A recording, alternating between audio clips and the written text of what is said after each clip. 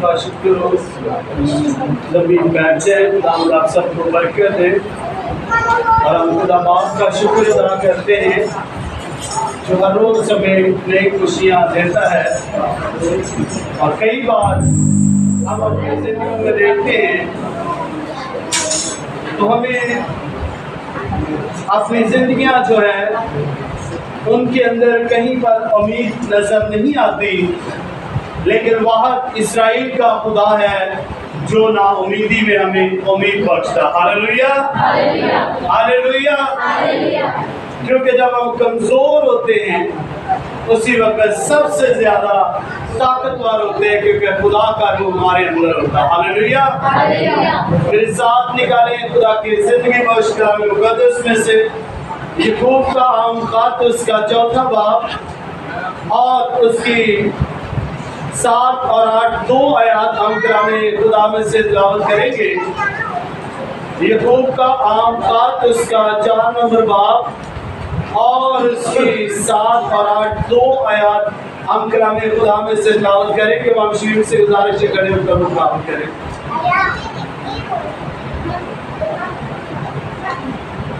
خداوند کے زندگی بخش کلام مقدس میں سے یوں لکھا ہے، پس خدا کے تابع ہو جاؤ اور ابلیس کا مقابلہ کرو اور وہ تم سے بھاگ جائے گا۔ خدا کے نزدیک جاؤ تو وہ تمہارے نزدیک آئے گا۔ اے گناہگارو اپنے ہاتھوں کو صاف کرو اور اے دو دلوں اپنے دلوں کو پاک کرو۔ خداوند کے پاک کلام پہ پڑھیں اور سنے جانے پر خداوند کی حفاظت کرو۔ آمین آمین۔ یہاں پر یہ 2 آیات جو ہم نے تلاوت کی ہیں بڑی خوبصورتی کے ساتھ ان کے اندر بیان کیا گیا ہے کہ پاس کس کے تابع ہو جاؤ؟ خدا کے، اور ابلیس کا مقابلہ کرو تو وہ تم سے بھاگ جائے گا۔ تو خدا کے نزدیک آؤ گے تو وہ کیا کرے گا؟ وہ تمہارے نزدیک آئے گا۔ جب ہم کلام خدا کی روشنی میں دیکھتے ہیں یہاں پر یہ 2 آیات جو ہیں ہمیں ایک بڑی امید بخشتی ہیں اور یہ ہمارے دلوں کو تسلی دیتی ہیں۔ جب ہم اپنی زندگیوں میں اپنے گھرانوں کے اندر دیکھتے ہیں تو ہمارے گھرانے، ہماری زندگیاں، ان کے اندر کہیں بھی خوشی اور شادمانی نظر نہیں آ رہی۔ اس کا سبب کیا ہے کہ ہم نے ابلیس جو ہے اس کو اپنے دلوں کے اندر جگہ دے رکھی ہے۔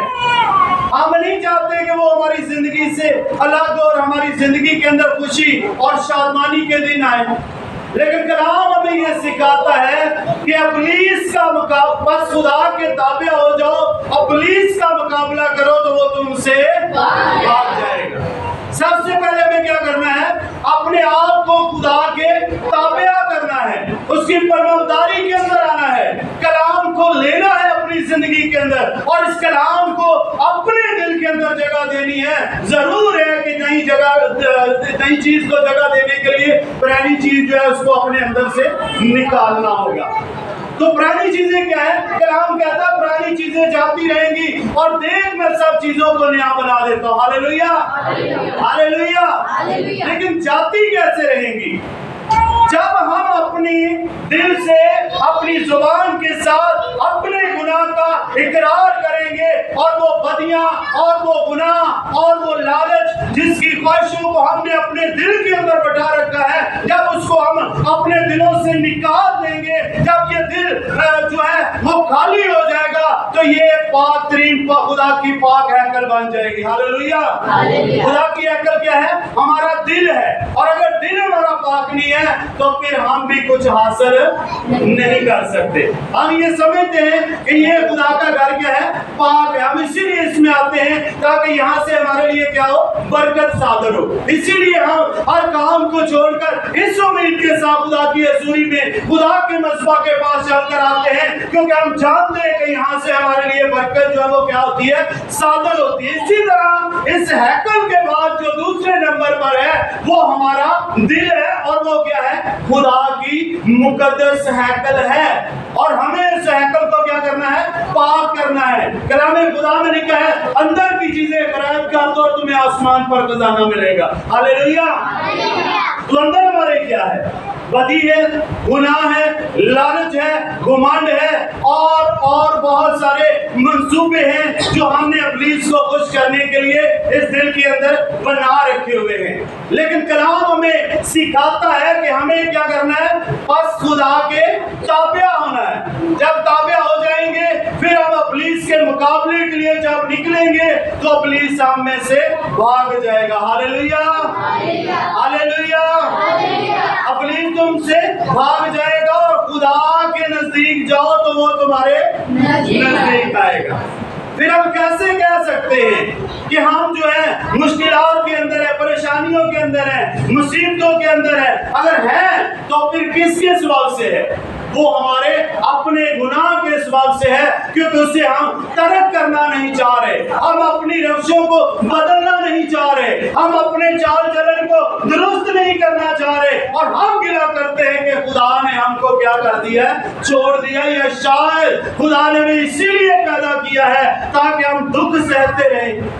اگر ہمیں خدا نے دکھ سہنے کے لیے پیدا کیا ہوتا تو کبھی خدا اپنا اکلوتا بیٹا یسوع مسیح ہمارے گناہوں کے لیے اس دنیا میں نہ بھیجتے، اور کبھی یسوع مسیح صلیب پر اپنی جان نہ دیتے، اور وہ نہ کہتے کہ دیکھ میں نے اب تیرے گناہوں کو اپنے اوپر لے لیا ہے. اور کلام خدا میں سکھاتا ہے کہ دیکھو صلیب کا پیغام ہلاک ہونے والوں کے لیے تو بے وقوفی ہے، مگر ہم نجات پانے والوں کے لیے خدا کی قدرت ہے. ہاللیلویا. آج وہ صلیب کا پیغام جو ہے وہ ہمیں کیا بخشتا ہے؟ زندگی بخشتا ہے، بشرطے کہ ہم اس کو سچے دل کے ساتھ قبول کریں، بشرطے کہ ہم صلیب کے پیغام کو اپنی زندگی کے اندر لیں، ہم اسی پیغام کو اپنی زندگی میں لے کر اپنی زندگیوں کو بدلیں. اگر تو ہم اپنے پورے دل اور اپنی پوری عقل اور اپنی پوری جان سے خدا کے سامنے اپنے گناہ کا اقرار کرتے ہیں تو وہ کلام خدا میں یسایہ پہلے باب کے اندر لکھا ہے کہ اگر تیرے گناہ کرمسی کلر کے کیوں نہ ہو، میں نے دھو کر برف کی مان کیا کر دوں گا؟ سفید کر دوں گا.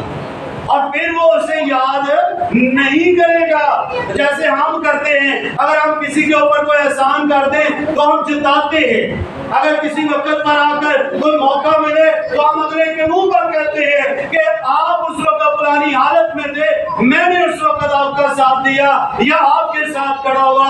تو ہم کیا کرتے ہیں؟ ایک دوسرے کو جتاتے ہیں. لیکن خدا جو ہے وہ جب ہم پر رحم کرتا ہے تو وہ جتاتا نہیں بلکہ وہ اپنی قدرت کے زور میں ہمیں نیا تازگی بخشتا. ہاللیلویا ہاللیلویا. کیونکہ وہ خدا کیا ہے؟ رازدار ہے، وہ کسی کے راز کو فاش نہیں کرتا. اسی لیے جب ہم اس کے آگے دعا کرتے ہیں تو ہمارا یقین یہ ہوتا ہے کہ جو کچھ ہم مانگ رہے ہیں وہ اس سے بڑھ کر عطا کرنے کی قدرت رکھتا. ہاللیلویا. تو ہمیں کیا کرنا ہے؟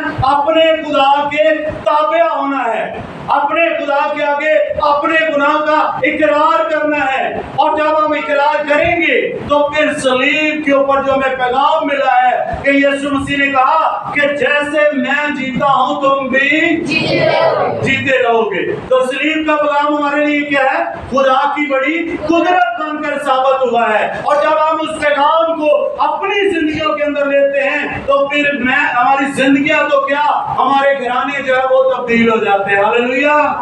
تو ہمیں کیا کرنا ہے؟ اپنے لیے بھی فکر مند ہونا ہے اور اپنے خاندانوں کے لیے، اپنے گھرانوں کے لیے، تاکہ ہم سب جو ہے وہ خدا کی بادشاہی کے لائق ٹھہر سکے اور اس کی مرضی کو پورا کرنے والے بنے. بعض دفعہ ہم جب بیماری کی حالت میں اکثر آتے ہیں تو ہم کہتے ہیں کہ شاید ہم جو بیمار پڑے ہیں تو ہم اٹھنے والے نہیں ہیں. اس کیا جب وہ بیمار تھا تو اس کی بیماری جو ہے اس قدر بڑھ گئی کہ وہ مرنے کے قریب پہنچ گیا. خدا نے یسایہ بن آموز سے کہا کہ جا تو میری قوم کے پیشوا حزقیاہ سے کہہ کہ اب جو تو بیمار پڑا ہے اب تو اٹھنے کا نہیں ہے. ضرور ہے کہ تو مر جائے گا اور تو اپنے گھر کا کیا کر لے؟ بندوبست کر لے.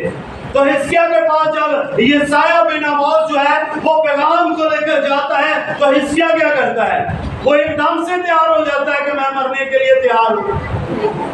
موت جو ہے یہ ہمارے ساتھ ایک سائے کی طرح چلتی ہے لیکن ہم اس کو دیکھ نہیں پاتے، لیکن یہ ایک بڑا حادثہ بن کر ہم میں سے گزر جاتی ہے. میرے عزیزو، موت کی ایک ایسی دہشت ہے کہ جب انسان اس کے بارے سنتا ہے تو وہ اس کو قبول قبول کرنے کے لیے راضی نہیں ہے. لیکن کلام ہمیں یہ سکھاتا ہے کہ گناہ کی مزدوری موت ہے. لیکن جب اس گناہ کو ہم ترک کر دیتے ہیں تو پھر ہم اپنی ہلاکت سے نکل کر اپنی زندگی کے اندر داخل ہوتے ہیں. ہاللویا.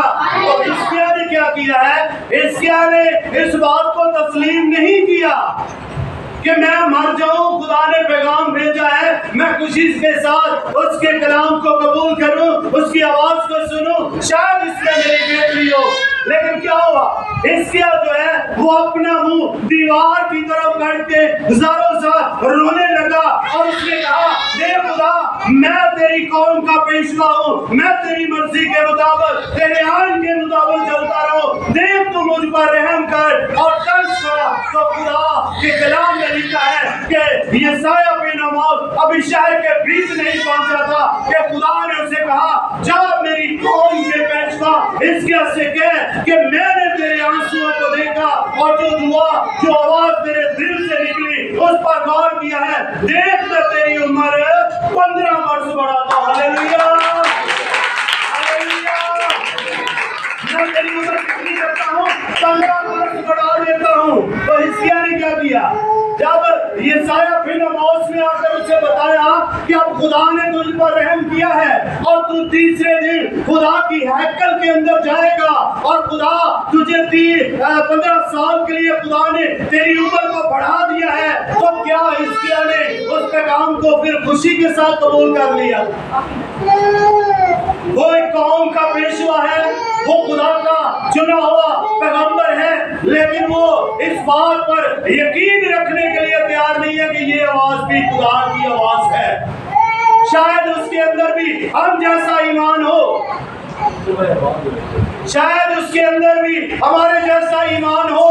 وہ سوچ رہا ہو کہ یہ ناممکن سی بات ہے کہ اگر خدا مجھے ہلاک کرنے کا ارادہ کر بیٹھا ہے تو اب میں زندہ نہیں بچوں گا. شاید وہ اسی لیے اس بات کو تسلیم کرنے کے لیے تیار نہیں ہو رہا تھا. تو اس نے کیا کیا؟ اس نے یسایہ بن آموز سے کہا کہ اس کا نشان میرے لیے کیا ہوگا. ہاللیلویا. آج بھی اگر کہیں پر کوئی دعا کرنے کے لیے بلاتا ہے, مجھے ایک بار اچھی طرح یاد ہے, جات موری کے اندر ایک خاندان تھا, ان کی جوان بیٹی جو ہے ایک بدروح گرفتار تھی اور اسی حالت میں وہ مر گئی اور دوبارہ دوسری کے اوپر وہ یہ اٹیک ہوا. تو وہاں پر اور بھی لوگ انہوں نے بلائے تھے جو اور محبوبوں کو ماننے والے تھے. یہ گواہی کے طور پر میں بتانا چاہتا ہوں. تو اس وقت میں نیا خدمت میں آیا تھا. تو وہاں پر کیا ہوا؟ انہوں نے اپنے طریقہ کار سے جو کچھ کیا سو کیا, لیکن وہ تندرست ہونے کا نام نہیں لے رہی تھی. وہ چیز اس میں سے نکلنا نہیں چاہ رہی تھی. لیکن جب مجھے انہوں نے بلایا, میں نے جا کر خداوند کے نام سے اس کے لیے دعا کی. اسی وقت وہ لڑکی جو ہے جو ہر طرح جکڑی ہوئی تھی, چلنے پھرنے سے قاصر تھی, اس نے چلنا پھرنا شروع کیا اور وہ بدروح اس میں سے نکل گئی. ہاللیلویا. لیکن بات صرف بدروح کے نکلنے کی نہیں ہے, بات ابلیس کی اس کو چھوڑنے تک نہیں ہے. انہوں نے کہا کہ اب ہم چاہتے ہیں کہ ہمیں کوئی ایسا نشان دکھایا جائے جس سے ثابت ہو کہ واقعی یہ چیز اس لڑکی کو چھوڑ چکی ہے. اکثر کہتے ہیں نا, جب کسی کے بعد سانو کوئی نشان دکھا جائے تاکہ پتا ہو کہ دوبارہ یہ چیز نہیں آئے گی. کیا خدا سے بڑی کوئی اور قدرت ہے؟ خدا یسوع مسیح نے کب کہا ابلیس کو کہ تو مجھے نشان دکھا تاکہ میں جانوں کہ تو یہاں سے جا چکا ہے؟ کیا کہا یسوع مسیح نے؟ جب حکم دیا تو یسوع مسیح نے اسے چھڑکا, ڈانٹا اور حکم کیا کہ اس بدن کو چھوڑ, اور اسے چھوڑنا پڑا. ہاللیلویا, ہاللیلویا. لیکن ابھی وہ اس بحث میں تھے. میں نے ان سے کہا ہمیں کلام اس بات کی اجازت نہیں دیتا, لیکن شاید کہ خدا उनकी इस बात से नाराज हुआ और उसने उसी दम उन्हें निशान दिखाया। और निशान क्या था? जहां उनके जानवर बांधे हुए थे, वो जगह जो उन्होंने तैयार की थी काफी मजबूती के साथ, वो एकदम से सारी बैठ गई और उनके जानवर नीचे आ गए। Hallelujah, hallelujah. मैंने कहा अब खुदा ने आपको निशान दिखाया है, इसका मतलब है कि आपकी बेटी अब ठीक है, तो आप इसका यकीन करें। हालेलुया। आज तक वो बेटी जो है वो बिल्कुल ठीक और तंदुरुस्त और खुदा के जलाल के लिए। हालेलुया। लेकिन हमें खुदा के अंदर खुदा से निशान तलब करने की हमारे अंदर जुर्रत नहीं होनी चाहिए, क्योंकि हम क्या हैं? हम गुनहगार हैं। हम अपने आप को कहीं भी हम पाक साफ हैं, लेकिन फिर भी हम गुनहगार हैं, क्योंकि हम चलते फिरते उठते बैठते अक्सर गुनाह की साथ में आते हैं। लेकिन शुक्र करते हैं खुदा बाप का, जिसने अपना इकलौता बेटा बख्श दिया, ताकि जो कोई उस पर ईमान लेकर है अल्लाह के नाम पर के हमेशा की जिंदगी पर। Hallelujah, hallelujah. तो हिजकिय्याह ने क्या किया? हिजकिय्याह ने कहा मुझे कोई निशान दिखाया जाए ताकि मैं जानूं कि वाकई खुदा ने 15 साल मेरी उम्र जो है उसको बढ़ा दिया है। तो खुदा के बंदा यशायाह बिन आमोस ने क्या कहा? उसने कहा सूरज जो है वो 10 दर्जे आगे की तरफ बढ़ेगा।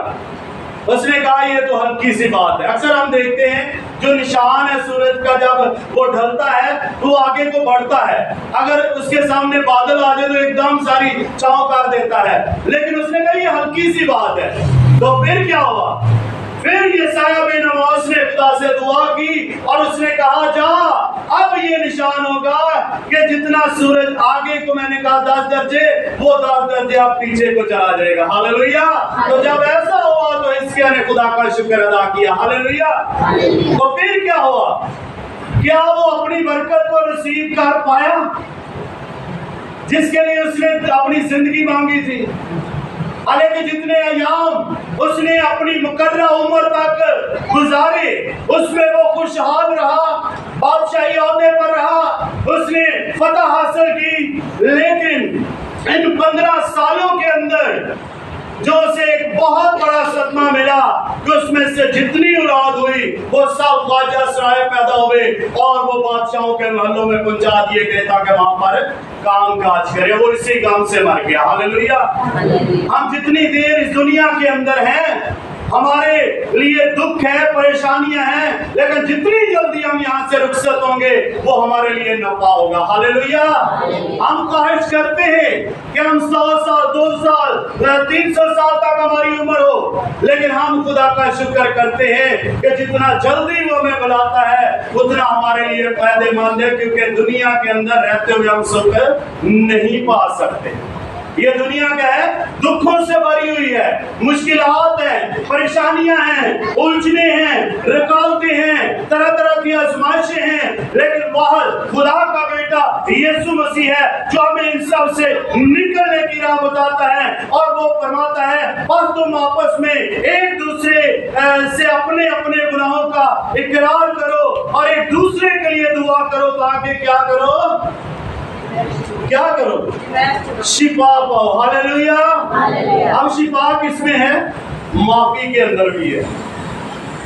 कुछ बीमारियां ऐसी भी होती है जो हमें गुनाह के बायस लगती है। कुछ बीमारियां ऐसी भी होती हैं जो हमें चुगलियां लगाने से लगती हैं, लेकिन जब हम उसका इकरार कर लेते हैं तो कलामे खुदा में क्या लिखा है? जब तुम एक दूसरे के गुनाह माफ करते हो और दुआ करते हो तो तुम क्या करते हो? शिफा पाते हो। मेरे साथ निकाले याकूब का आम उसका 5वां बाब और उसकी 16 आयत को। बस तुम आपस में एक दूसरे से अपने अपने गुनाह का क्या करो? गुनाहों का इकरार करो और एक दूसरे के लिए दुआ करो ताकि शिफा पाओ। रासवास की दुआ के असर से बहुत कुछ हो सकता है। एलिया हमारा हम तबीयत इंसान था, उसने बड़े जोश से दुआ की कमी न बरसे, जैसे 3.5 बरस तक जमीन पर मी न बरसा। फिर उसने दुआ की तो आसमान से पानी बरसा और जमीन में पैदावार हुई। तो अगर खुदा उसके वसीले ایلیا جو ہمارا ہم طبیعت انسان ہے، اس کی دعا سے آسمان کو بند کر سکتا ہے، پھر اس کے پکارنے سے کھول سکتا ہے، تو آج خدا وہی خدا نہیں ہے جو ایلیا کا خدا تھا، جو ابراہیم، اسحاق اور یعقوب کا خدا تھا، جس نے یہ کہا کہ تو مجھے پکارے گا اور میں تجھے جواب دوں گا۔ کیا آج وہ ان باتوں کو بھول گیا ہے؟ ہرگز نہیں۔ آج ہمارے اور ہمارے خدا کے درمیان جو بڑی دیوار ہے وہ گناہ کی دیوار ہے، اور جب تک ہم گناہ کو ترک نہیں کر دیتے، جب تک ہم ایک دوسرے کو معاف نہیں کر دیتے، اس وقت تک ہم خدا کی بادشاہی کے اندر داخل نہیں ہو سکتے۔ میرے عزیزو، یسوع مسیح نے اپنا قیمتی خون اسی لیے دیا تاکہ ہم اس کے خون کے عوض جو ہے شفا پائیں، نجات پائیں اور اپنی زندگی کو حاصل کر سکے۔ لکھا ہے اگر تم میں کوئی مصیبت زیادہ ہو تو کیا کرے؟ دعا کرے۔ دعا ایک ایسا ہمارے پاس مضبوط ہتھیار ہے کہ کلام ہمیں یہ سکھاتا ہے کہ اگر تم میں کوئی مصیبت زیادہ ہو، 13ویں آیت کے اندر لکھا ہے کہ اگر تم میں کوئی مصیبت زیادہ ہو تو وہ کیا کرے؟